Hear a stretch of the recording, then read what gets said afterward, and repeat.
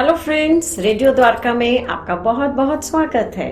आज हमारे कार्यक्रम आत्मनिर्भर ओल्ड एज की तैयारी में जो मेहमान हैं वो एक मीडिया पर्सन हैं और समाज के लिए बहुत कुछ करती हैं। तो आइए मिलते हैं हमारी आज की मेहमान मिस पायल गुप्ता जी से। पायल जी, आपका हमारे प्रोग्राम में बहुत बहुत स्वागत है। Thank you so much Yatika ji, and thank you radio Dwarka for calling me here. This is very nice show. मैं देखती रहती हूँ आपके शोज, मुझे काफी पसंद आते हैं। Thank you. तो पायल, जैसे तुमको मालूम ही है कि हमारा प्रोग्राम है आत्मनिर्भर ओल्ड एज की तैयारी। तो सबसे पहले तो हम जानना चाहेंगे कि आत्मनिर्भर से आपका क्या तात्पर्य है? देखिए, आत्मनिर्भर सबसे पहले ये कहने के लिए एक बहुत छोटा शब्द है, लेकिन इसके अंदर तमाम रिस्पॉन्सिबिलिटीज, तमाम वो जो आप दिनचर्या में करते हैं या जो भी आपके ड्रीम्स हैं, वो सारी चीजें इसके अंदर आ जाती हैं। तो आत्मनिर्भर होना सबसे पहले मेरे हिसाब से तो है कि आपके पास अपनी चीजों को चुनने का अधिकार होना चाहिए और आप जिस तरीके से सेटिस्फाइड है आप उस वे पे चल सकते हैं, तो आप कहीं ना कहीं खुद को आत्मनिर्भर मान सकते हैं। और जो हमारा ओल्ड एज की तैयारी है, तो पहले तो ये बताओ कि क्या आप उसके लिए मेंटली प्रिपेयर्ड हैं कि एक दिन ऐसा आएगा जो आप चारों तरफ अपने देखते भी होंगे बहुत सब लोग, क्योंकि आपने बताया था आप ओल्ड एज होम के साथ भी जुड़ी हुई हैं, तो वो जब क्या मेंटली प्रिपेयर्ड हैं उस चीज से? मैं आपको बताना चाहूंगी कि ये तो देखिए जीवन की सच्चाई है। इससे ना आप भाग सकते हैं ना हम भाग सकते हैं, और ये एक साइकिल है जिसमें हर कोई आता है और हर कोई उस फेज को फेस करता है। अभी उससे पहले कुछ साल पहले हम छोटे बच्चे थे, हमारी नर्चरिंग की जाती थी। आज हमारे छोटे बच्चे हैं और कल को हम भी उस पड़ाव पे पहुंचेंगे जब हमें भी नर्चरिंग की जरूरत होगी, क्योंकि कहते हैं कि एक बच्चा और एक जो बूढ़ा होता है उसको हम इक्वल मानते हैं। तो बिल्कुल प्रिपेयर्ड है, क्यों प्रिपेयर्ड नहीं होंगे जब पता है कि ये जीवन की सच्चाई है। तो उसके लिए हाँ काफी चीजें हैं, जैसे अब मैं मेरी खुद की नर्चरिंग मेरी नानी ने की है, तो मैंने उनसे काफी चीजें सीखी हैं कि किस तरीके से, मतलब हम क्या है, हम मोबाइल ले लेते हैं, उस पे हम ऑनलाइन सारी चीजें अवेलेबल हैं, लेकिन आज भी जो ज्ञान हमें हमारे बूढ़ों के साथ, बुजुर्गों के साथ, माँ बाप के साथ बैठ के मिलता है ना, वो ज्ञान हमें मोबाइल पे नहीं मिलता। तो आपने अपने ओल्ड एज की तैयारी के लिए क्या सोचा है? देखिए, सबसे पहले तो आपने बोला कि ओल्ड एज में आत्मनिर्भर की कैसे तैयारी करेंगे, तो मुझे ऐसा लगता है सबसे पहले you have too busy yourself. आप जितना खुद को बिजी रखेंगे आप उतना मेंटली प्रिपेयर रहेंगे चीजों के लिए, क्योंकि पता नहीं कितना सच है, लेकिन बचपन में सुना था कि खाली दिमाग शैतान का घर होता है। बिल्कुल सही है ये। तो इसलिए आप उस दिमाग को खाली मत रखिए। आप जितना खाली रखेंगे उतना नेगेटिव थॉट्स या तमाम चीजें आपके दिमाग में आएंगी। तो सबसे पहले खुद को बिजी रखना है जितना आप रह सकते हैं। ये भी नहीं कि ओवर ऑक्यूपाइड कर ले, फिर वो कहीं ना कहीं फ्रस्ट्रेशन का और स्ट्रेस लेवल पे आ जाती है चीजें। तो हमें क्या करना है कि एक तो हमें बहुत मेंटली प्रिपेयर तो रहना ही है, प्लस खुद को बिजी रखना है उन एक्टिविटीज में जिसमें हम इंटरेस्टेड हैं, क्योंकि फिर हम जहाँ इंटरेस्टेड होते हैं वहां तो हम चीजों को और भी बेहतर कर पाते हैं। तो एक तो पायल जी ऐसा है ना कि सबसे इम्पोर्टेंट चीज ये लगती है सेहत, बहुत, क्योंकि आज का तो आराम से हमारी जिंदगी निकल जाती है, मगर जब उस स्टेज पर आते हैं ओल्ड एज जिसको कहा जाए, उस वक्त सेहत की अक्सर दिक्कतें सामने आती हैं। तो वो दिक्कतें कम आए और उसको हम फेस कर सकें, तो उसके लिए कोई तैयारी है कि कुछ एक्सरसाइज या कोई आपकी दिनचर्या? बिल्कुल है, क्योंकि हेल्थ इज वेल्थ कहते हैं। आपकी अगर हेल्थ ठीक है तो फिर आप सब कुछ कर पाते हैं। कहीं ना कहीं आप देखते हो, अगर एक पिन भी कहीं लग जाती है ना, तो फिर हम हमारा दिमाग उस चोट में ही रहता है कि ये हो गया। और फिर आप सोचो कि ओल्ड एज में तो हमारी, मुझे लगता है कि लगभग सारी हड्डियां काम करना कम कर देती हैं, तो हमारी फंक्शनिंग जब कम हो जाती है तो फिर लगता है कि अब हम उतने हेल्दी नहीं है। तो क्या है कि एक तो हमें मेंटली हेल्थ, अपनी मेंटल हेल्थ पे ज्यादा ध्यान देना है, तो उसके लिए there are so many exercises. Yoga है, आप योगा कर सकते हैं, और ऐसा नहीं है कि योगा को कोई टाइम है, आपको जब जो टाइम सूट करता है, दिन का है, शाम का है, रात का है, आप उस टाइम पे योगा कीजिए। एक्सरसाइजेज बहुत जरूरी है, वॉक पे निकलिए, बाहर जाइए, सोशल होइए, लोगों से मिलो। उससे क्या होगा कि जब आप देखोगे कि हमारी कम्युनिटी के और भी लोग हैं, तो फिर आधा तो स्ट्रेस वैसे कम हो जाता है। तो फिजिकली तो वैसे फिट अपने आप को रखा जा सकता है जो आप कर रहे हो, साथ में मेंटली, इमोशनली जी, तो उसको कैसे हम बैलेंस रखें और अपने आप को खुश रखें, स्पेशली आज नहीं आगे आने वाले समय में? देखिए, मैं तो एक मीडिया पर्सन हूँ, तो बीइंग अ मीडिया पर्सन आप सोशल बहुत होते हैं लोगों के साथ, और not only because being a media person, आपको वैसे भी सोशल होना चाहिए, क्योंकि हम एक समाज में पैदा हुए, एक समाज में हमारी नर्चरिंग हुई है, उस समाज के साथ कनेक्ट करना बहुत जरूरी है। अगर आप कहीं ना कहीं ये भी नहीं कर पाते तो आप बुक्स को पढ़िए।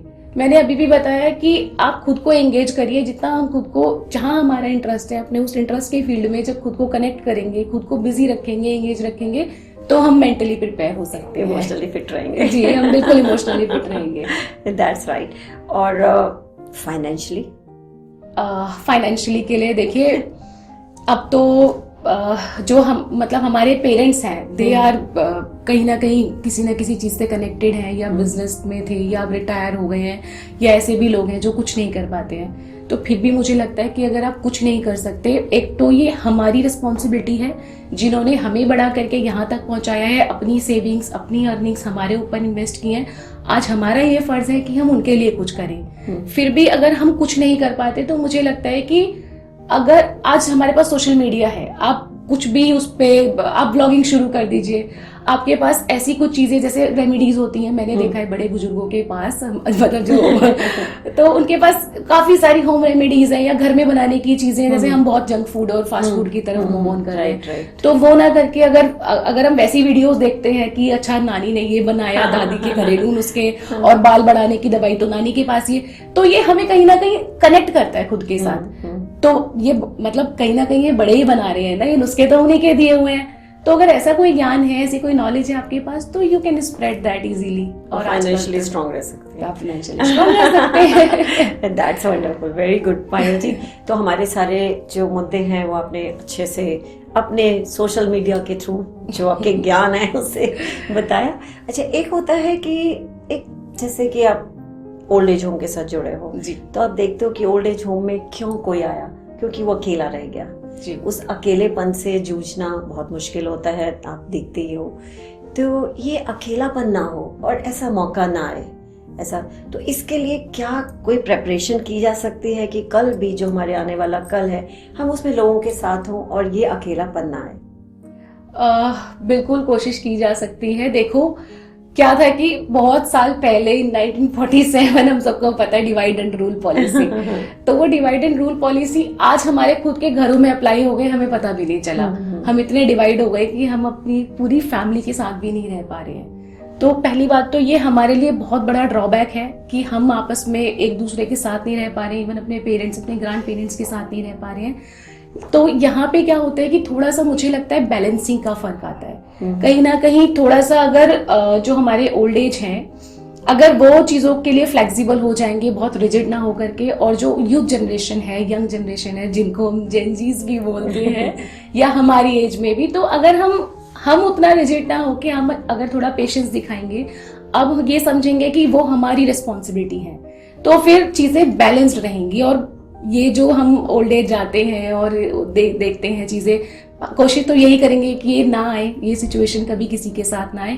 लेकिन फिर भी इन केस किसी के बच्चे विदेशों में पढ़ रहे हैं और उनके लिए मजबूरी है यहाँ रहना, तो फिर उस चीज के लिए यही है कि आप खुद को ये कोशिश करें कि हम जो भी सोसाइटी में हम रह रहे हैं, हम जिन लोगों के साथ भी रह रहे हैं, बस वहां पे हमें खुद को कैसे फिट रखना है और अपनी एक स्पेस कैसे मेंटेन करनी है। तो आपका मानना है कि जो ओल्ड एज के लोग हैं जी, जो उस स्टेज पर आ चुके हैं, वो अपने आप को आपके जेन जी के साथ मिंगल अप करें, उनके साथ जेल अप करें और अपने आप को वो ढालें, आपका ये मानना है? मैम, पूरी तरह मेरा ये मानना नहीं है, लेकिन सम लेवल हाँ, क्योंकि जब जिस जमाने में वो थे हमारी एज में, तब वक्त की रिक्वायरमेंट कुछ और थी, आज वक्त की रिक्वायरमेंट कुछ और है। तो कल जब आप उस स्टेज पे पहुंचेंगे तो वक्त की रिक्वायरमेंट कुछ और होगी। यस, तो हमें भी एक हमने सुना है ना कि सीखने की कोई उम्र नहीं होती। तो अगर कुछ नया है और ऐसा है कि वो कहीं ना कहीं हमारे फेवर में है, तो सीखें, जरूर सीखें। और अगर बच्चों से भी सीखने को मिल रहा है तो भी अच्छी बात है। एक टाइम पे हमने भी बच्चों को सिखाया और अब बच्चे भी सिखाएंगे, तो एक ही बात है। तो वो तो गिव एंड टेक वाली चीज हो गई। तो सीखना चाहिए, क्योंकि सोशल मीडिया आज के टाइम में बहुत अपना स्पेस बना चुका है हमारी पर्सनल लाइफ में, प्रोफेशनल लाइफ में, हमारी फैमिलीज में। आप सोचो कि हम नानी के घर जाते हैं और आधे घंटे सब ठीक है चीयर अप करके फिर सबके हाथ अपने मोबाइल में तो वही तो ठीक है। तो तो ये आपने अच्छा सा बताया है, ये आपकी सोच है जो आपने बताई है। Thank you very much for that. और इसके साथ अगर दर्शकगण को कुछ भी आप मैसेज देना चाहें तो प्लीज। ओल्ड एज में आत्मनिर्भर बनने की तैयारी सबको करनी है, क्योंकि इस एज में सबको पहुंचना है। ये कोई ये नहीं, कोई टाबू नहीं है कि हमें, या कोई किसी को पाप नहीं लगा है। ये तो एक रियलिटी है जिसके साथ हम सबको फेस करना है। और जब हमें इसे फेस करना है तो हमें प्रिपेयर रहना बहुत जरूरी है। तो उसके लिए आपके पास, आपके घर में जो बड़े हैं, मैं अपने यंगस्टर्स से कहना चाहूंगी कि जो आपके घर में बड़े हैं आप उनसे सीखिए। जो भी ज्ञान वो दे पाएंगे, मुझे लगता है वो गूगल नहीं दे पाएगा। Google can only give you information, not that kind of much knowledge जो आपके बड़े लोग आपको दे सकते हैं। साथ में जो ओल्ड एज है, मैं उनसे भी ये कहना चाहूंगी कि ये उतने रिजिड नहीं है, आप मत रहिए आप उतने कि हमारे तो उसूल हैं, आदर्श हैं, ठीक है वो सबके साथ होते हैं, लेकिन आप 10% अगर अपने से कोशिश करेंगे, थोड़ा फ्लेक्सिबल होंगे, चीजों को सीखेंगे, अभी इतनी सारी नई चीजें आ रही हैं, तो फिर चीजें बैलेंस्ड रहेंगी, रिश्ते बने रहेंगे।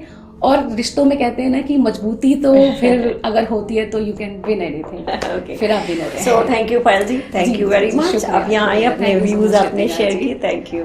तो दर्शकों, आपने सुना पायल जी ने किस तरह से बताया कि कैसे हम अपने आप को फिट रख सकते हैं और हर पल कुछ नया सीख सकते हैं। तो इसी के साथ आपका बहुत बहुत धन्यवाद।